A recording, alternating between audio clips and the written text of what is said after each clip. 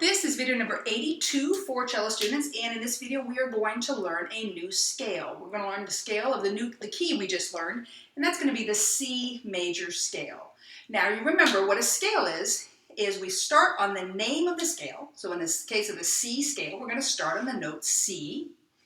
We're going to play every note that's in the key signature until we get to another C, and that gives us a 1-octave scale.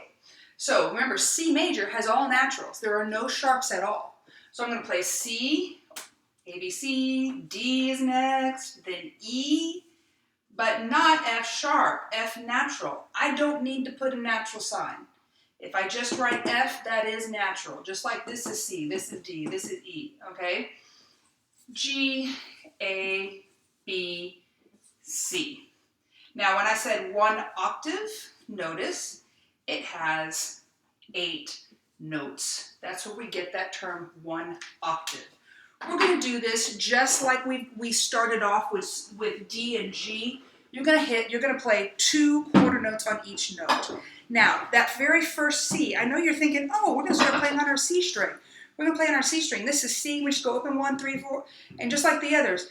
Yes, that is a C major scale, but that's not the one we're going to play right now, okay? We're going to play the more difficult one, okay? You will learn that at some point, but quite honestly, you can teach that to yourself probably right now.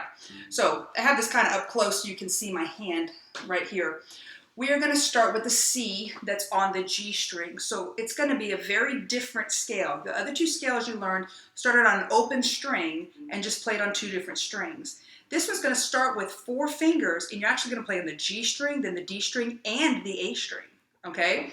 So you're going to start with C, and then the next note is D, open D, and then E, and then F natural. Notice it just says F. Remember, just plain old F is F natural. And then G, then open A, then B, then C. And it ends on a 2nd finger. It doesn't go up to a 4th finger or even a 3rd finger. We don't want that. That's a C sharp, okay? So then it comes back down. C, B, A, G, F natural, E, D, C. And it ends right there on a 4th finger, okay? Shadow bow it with me. So you've got 4 fingers on the G string to start with. I'm going to kind of try to get out of the way of this so you can watch this. 4 fingers on the G string for the note C. And shadow bow and go. C, C, now open D, E. 1 finger on the D. 2nd finger for F natural. Now G, open A, B, C natural, 2 fingers. Now repeat that. Now B, open A, get ready for G.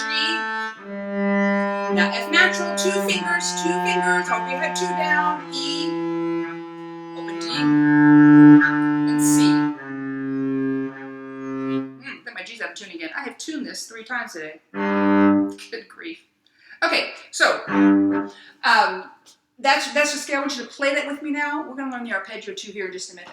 We go C major scale and 2 of each. 1, 2, 2 C's and go. C, open D, E, F natural, G, open A, B, C natural, 2 fingers.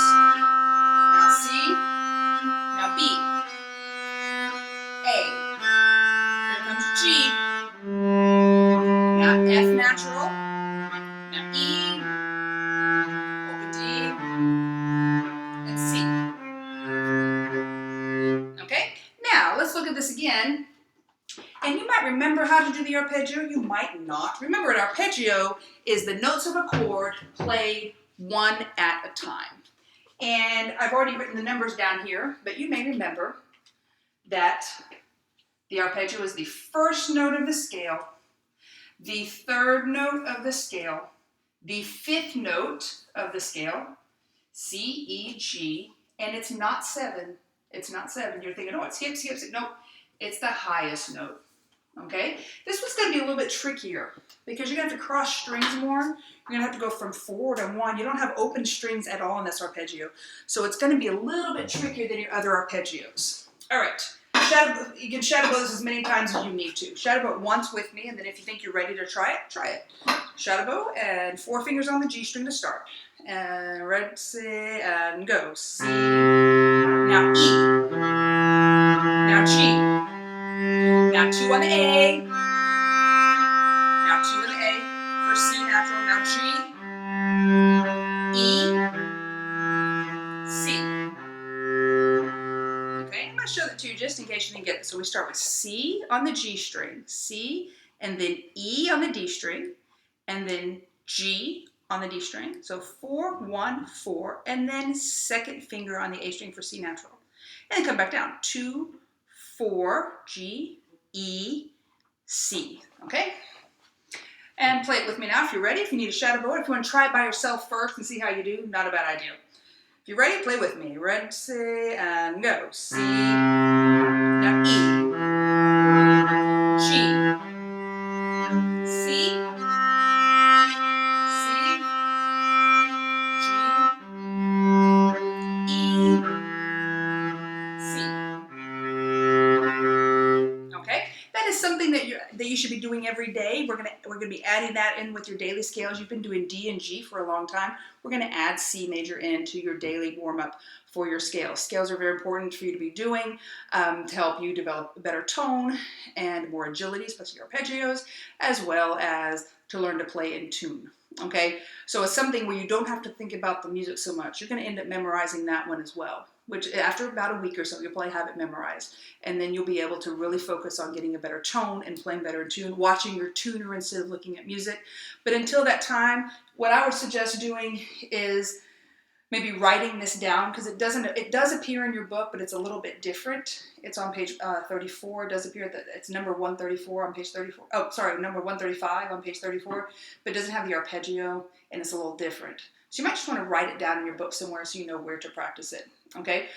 But keep practicing C major, because the next stuff we're going to do, the whole page is in C major. So you want to be able to play in tune in C major.